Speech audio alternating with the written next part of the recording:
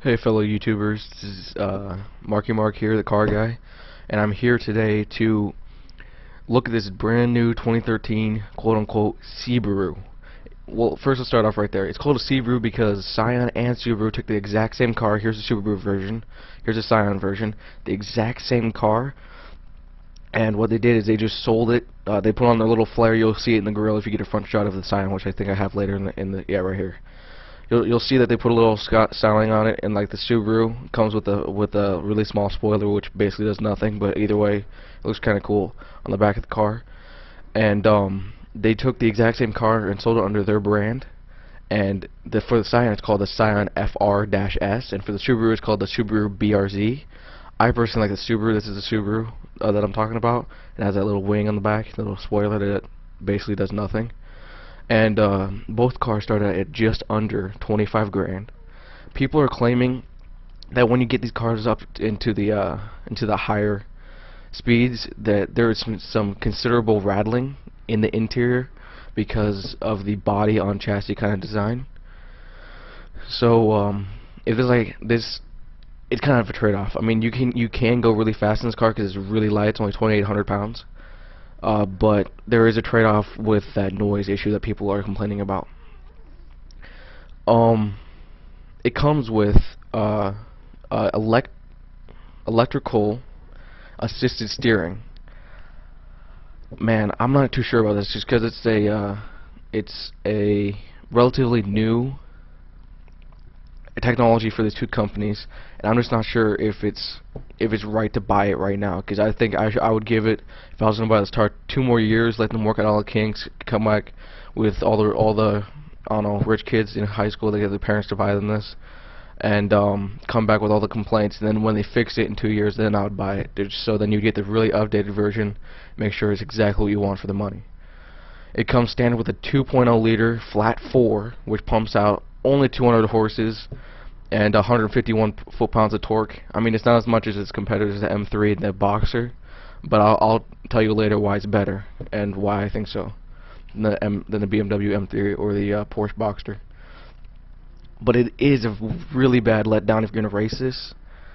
It red lines and tops out at 6,400 RPMs, which might sound like a lot, but when you're racing, and especially when you have a manual and you're trying to get up to really high speeds, you'd definitely prefer the M3 over this car if you're gonna race it.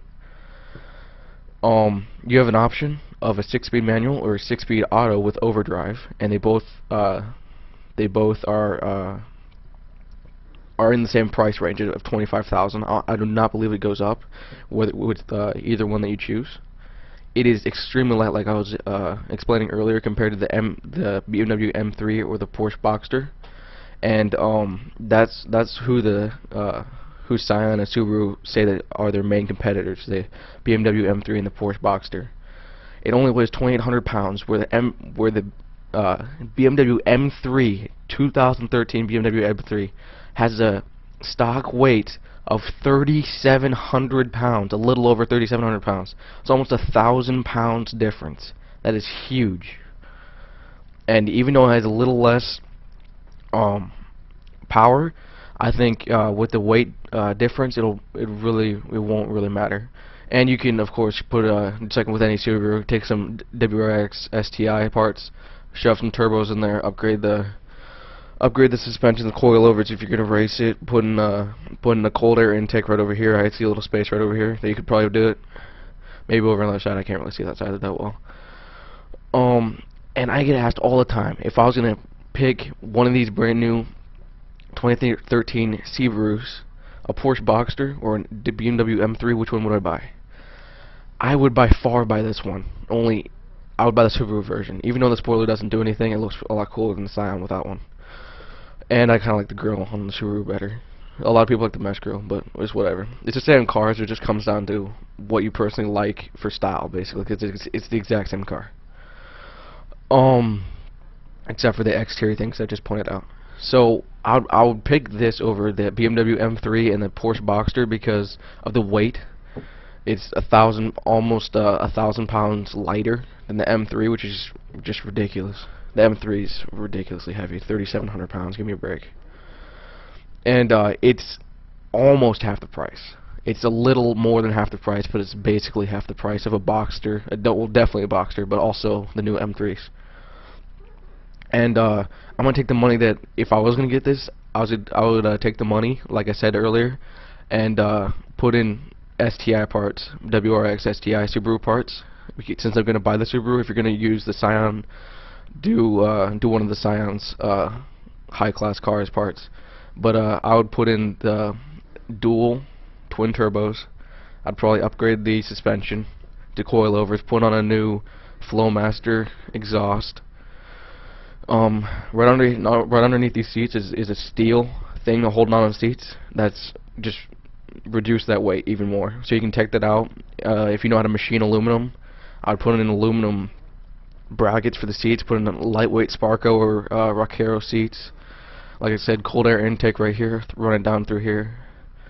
I would probably, if I had a lot of money left over, I'd take this whole engine out, and I would put in probably a vamped up V6 if I could, and that would probably, and I'll try to get it to top out right at 7,500 RPMs instead of 6,400 RPMs, which is a huge difference, especially if you're racing, and it'll put out a lot more horsepower. I'd also, if I was gonna buy this car and had a lot of money left over, the hood and the trunk, a lot of people don't know this, and they really need to do this. There's some guys down in California that race BMW M3s, and this is what they do, and I don't know why people haven't caught on in all different kind of cars. So the trunk and the hood are extremely heavy on cars, and I don't know if you realize that because you probably never take yours off and hold it, but they are very heavy.